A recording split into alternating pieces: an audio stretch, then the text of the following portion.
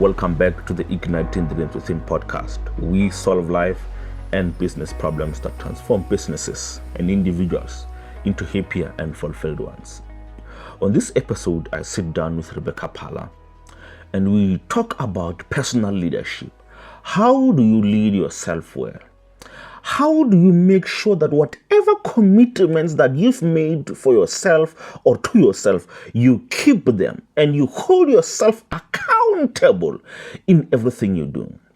My friend, the dreams that you have, the purpose that you are the one solely responsible to make sure that it's fulfilled, to make sure that the dreams are accomplished. And for you and I to be able to achieve what it is that we want to achieve and desire, we need to lead ourselves well, and we need to hold ourselves personally at the highest standard for you and I to achieve and accomplish all that we desire and we dream of accomplishing. Enjoy this episode as I sit down with Rebecca Phala on Energy and Choice FM. It's 26 minutes to 8. This is Conversations on Energy FM 102.1 and Choice FM 101.1. Just as many say everyone should strive to be their best friend before they seek such warmth in the next person, perhaps that also includes being your own leader.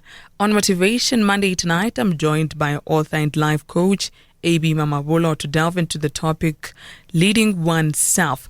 Join us in this motivation. Our WhatsApp number is 079-295-1212, and you can also give us a call on 015-151-0135. Ab, good evening and welcome. Good evening and thank you for having me. We haven't heard from you in a while. Yeah, it's been a while. How have you been? I've been great. How have you been? I have been very well. So we're talking about being one's own leader. Yes. But what actually means, what do we mean when we talk about a leader? I would say that in the simplest term, being a leader is, or rather in the context of you leading yourself, it's taking charge of your own life and taking that life that you've got in the direction that you desire it to be. That would be the simplest form of leadership definition that I would give. When you say taking charge, because when you talk about leaderships, oftentimes people think that not everyone can be a leader. Yes. So when one takes charge, does it mean that when it comes to an individual basis, then everyone can be their own leader?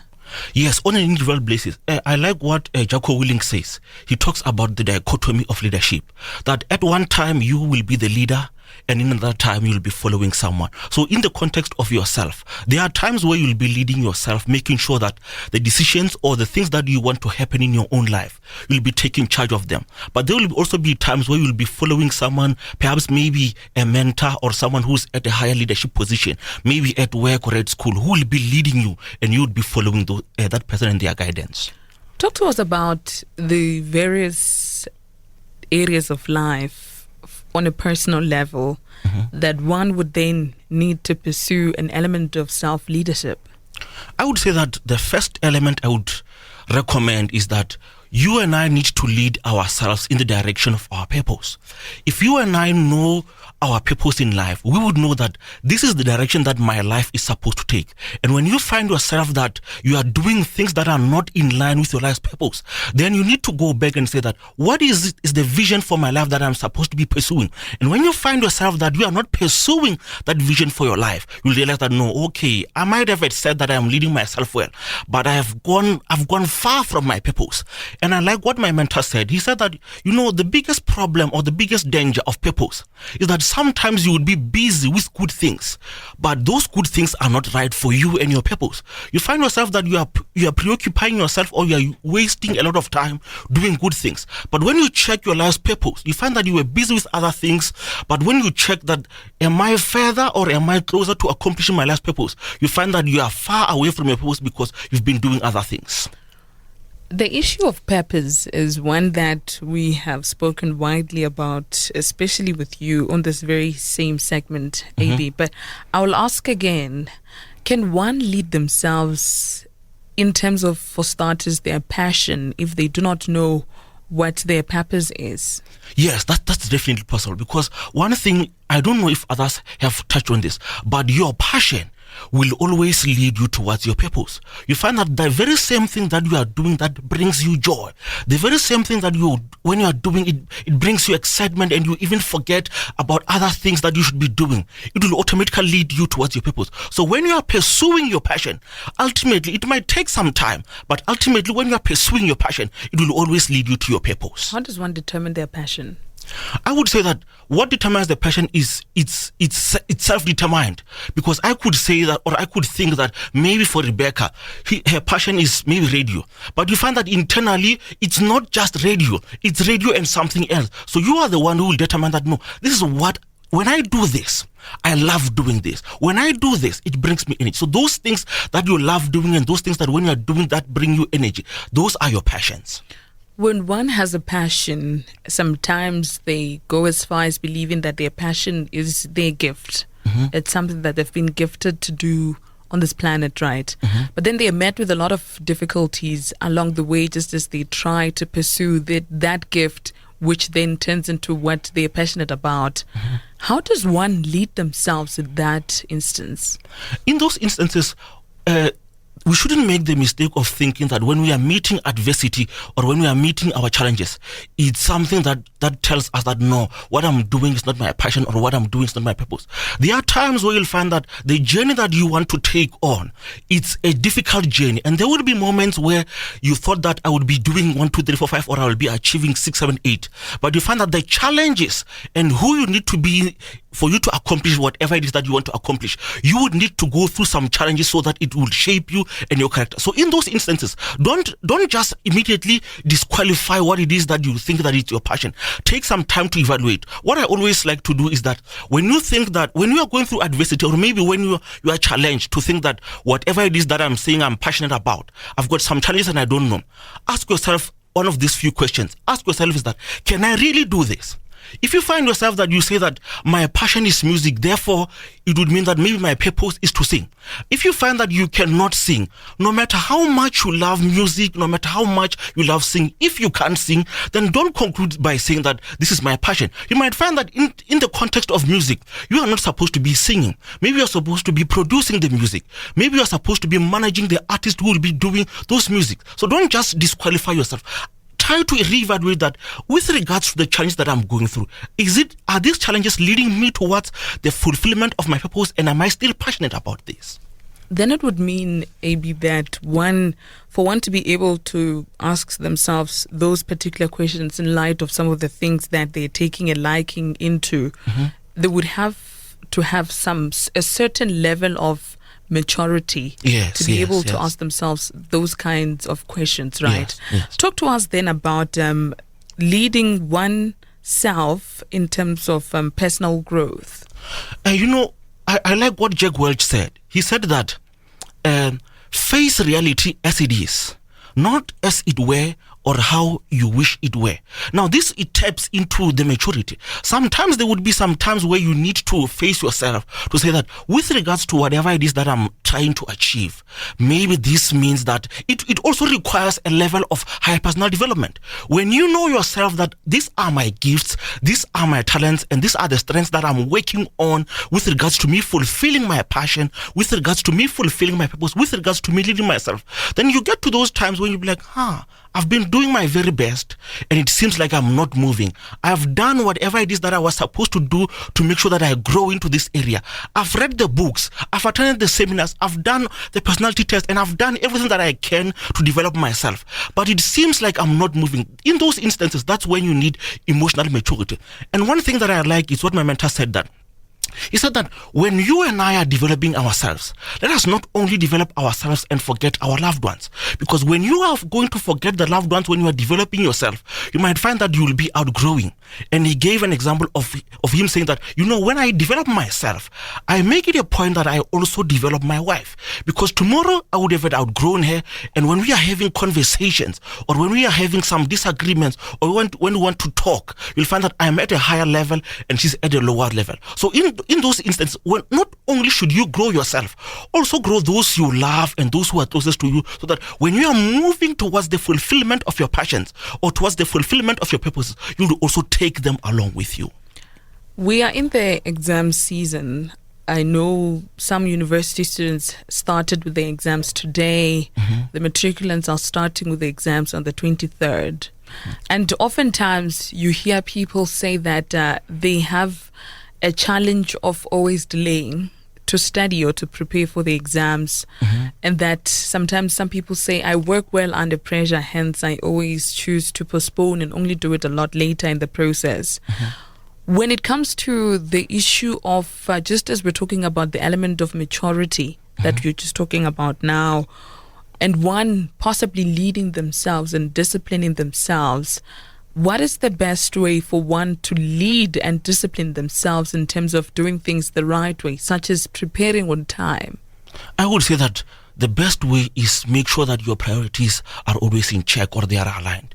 Because, sometimes people would tell you that I work well under pressure, but give them pressure and you'll find that those people, they can't perform under pressure. It also goes back to the issue of maturity. When I know that I myself as Ebenezer, I cannot perform under pressure or I cannot study last minute. Actually, for me, if I don't have a photographic memory or I don't have that beautiful memory, some guys can just look at something and they would remember everything. If I don't have that type of memory, then I shouldn't try to say that because my friends are studying this late or my friends are cramming, then it would work for me. It would require that you and I be mature and accept ourselves as we are. Accept yourself saying that, no, you know what? For me to study well and to be well prepared, I need to maybe to spend a month. Maybe I might need to spend a year because maybe for me, it takes some time for me to grasp the concept. When you know that about yourself or when you are so honest with yourself, you know that I'm not going to emulate my friend. I'm not going to do what my friends are doing. But me knowing myself, I'm going to spend time preparing. But if you know that, no, I can just share it maybe in 1 hour before because I've got a photographic memory, then do that and if it works for you. But if you find that, no, whatever it is that I'm studying towards, it requires more time, don't try to do what others do. And another element of you leading yourself correctly, make sure that you don't allow other people's opinions or what other people's expectations to control your life. Because if you are going to lead your life according to what people think or what people are saying or they expect out of you, you might find that you are rather abusing yourself. You are abusing the gift that you've been given for you to fulfill those passions that you have. So make sure that whatever it is that you are doing, whether it's studying or not, be so confident in yourself and the way that you are that even if your friends are saying that, no, you are studying too early, knowing yourself, be so confident in yourself that I don't care what my friends are doing, but I'm going to study however works for me. Leading oneself is our topic of our Motivation Monday session tonight with Ebenezer Mamabolo. We would like to hear your views. Do send them through to our WhatsApp number 079-295-1212. And you can also give us a call on 015-151-0135. And we continue with the motivation after the break. Conversations, Mondays to Thursdays from 6 to 8 p.m. on Energy FM and Choice FM. The time is 10 minutes to 8. This is Conversations on Energy FM 102.1 and Choice FM 101.1.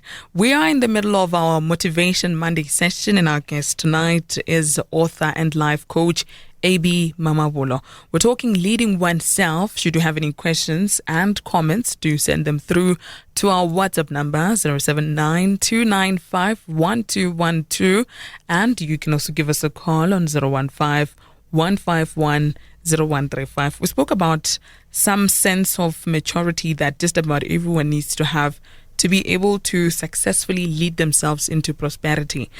What sort of character would one have managed to build over the years to be able to then have that kind of maturity?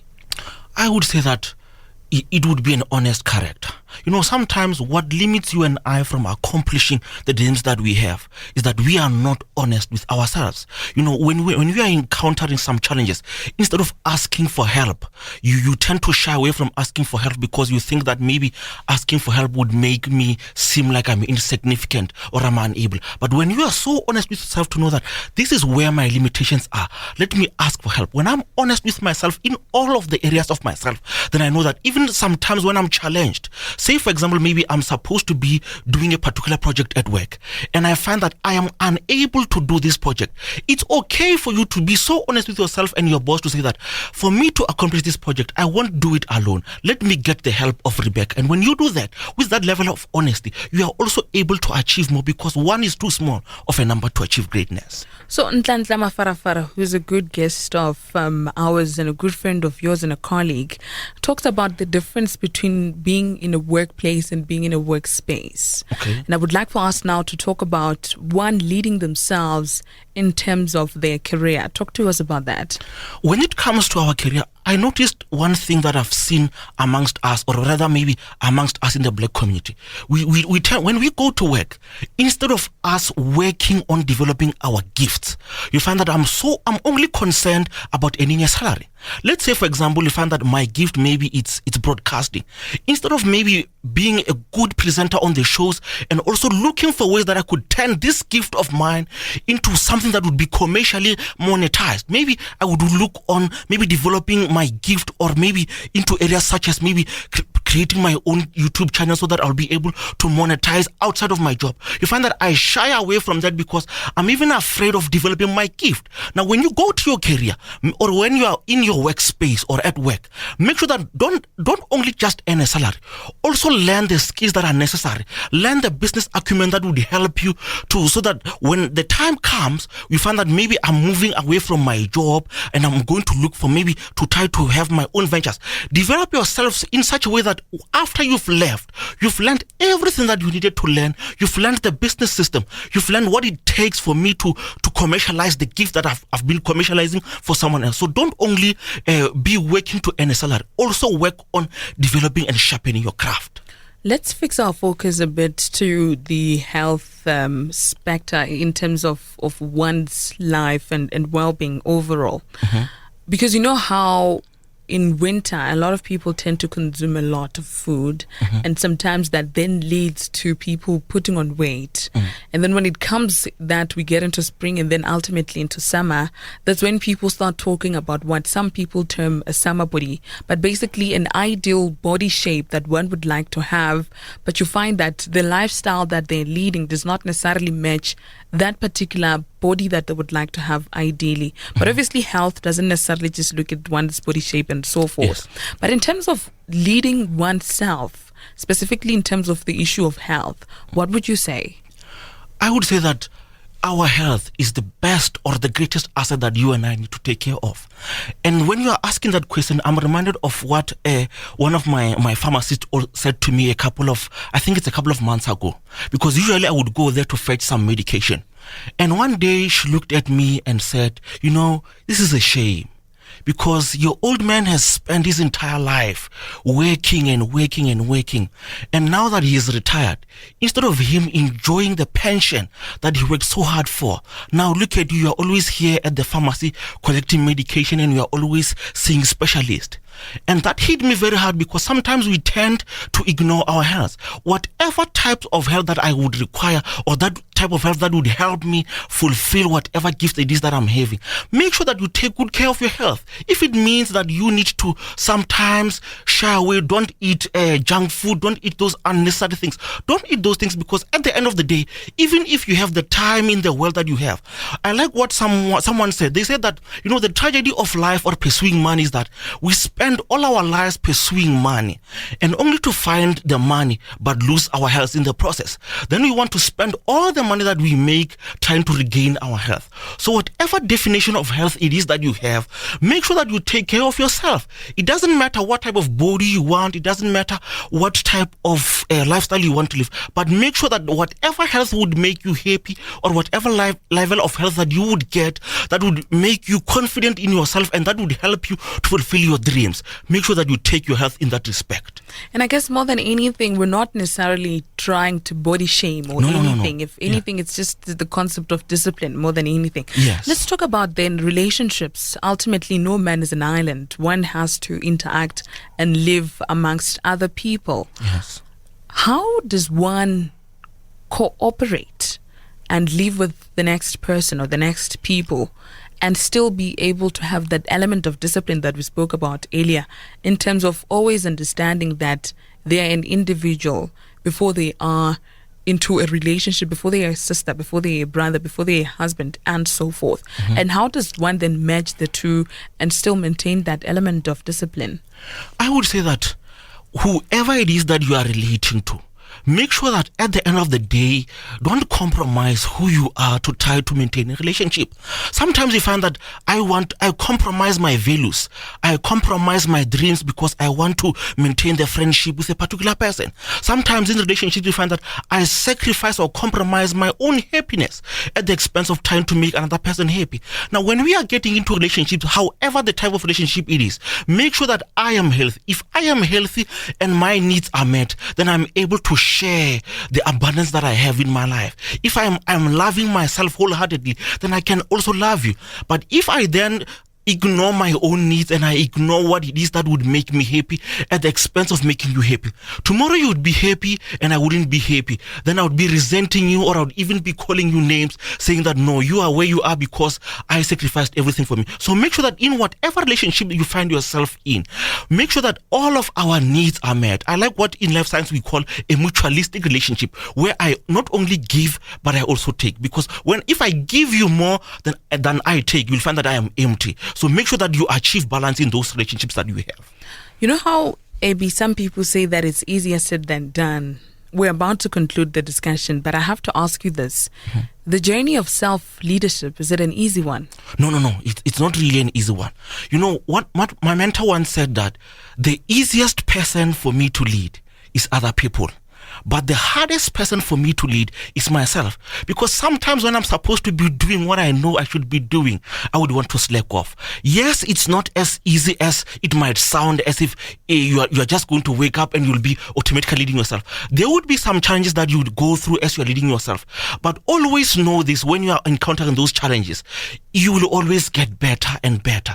Celebrate those improvements. Sometimes you find that you were unable to do certain things, even though you met a challenge and you didn't conquer that challenge, but you've learned something new. So as you are pursuing those dreams that you have, or the gifts and the passions that you have, be so confident in yourself that even when things are not going well, or when you are failing, or when you are not achieving those things, you would still be saying that no, what it is that I have become, who have I become, and what have I learned. In that way, even when it's hard, you'll also be learning and also growing gradually. And just so we're clear, AB, the journey of self-leadership, it doesn't stop, does it? It doesn't stop. It's a lifetime. It's not a destination. It's not a destination, but rather it's a journey. You grow into that particular person. Do you have a quote for us that we can live by for the week? Yes. My mentor said that, the tragedy of life is that there are people who have discovered themselves and their gifts. But the worst tragedy is not only discovering your gift. You find that you've discovered your gift, but you are not monetizing your gift. Sometimes you find that you are not only monetizing your gift, you find that you are celebrated, but you are not commercializing or creating products to sustain your gift. So whatever it is that you are doing, as you are going to be leading yourself in the respective areas, make sure that you discover yourself, develop yourself, monetize yourself, and create products to help you sustain your gifts. Magolati FM at the University of Limpopo says, good show, guys. Thanks for a powerful show. The way Rebecca is asking questions shows that she has mastered her craft. Thank you very much. Your contact details. For you to contact me on the social medias, maybe Facebook, LinkedIn, all those things, just check me at Ebenezer Mamabolo. And if you want to book me as a speaker or as a coach, you can contact me on 071 639 7807. Thank you very much, AB Mamabolo, for talking to us tonight. Thank you. It's a pleasure.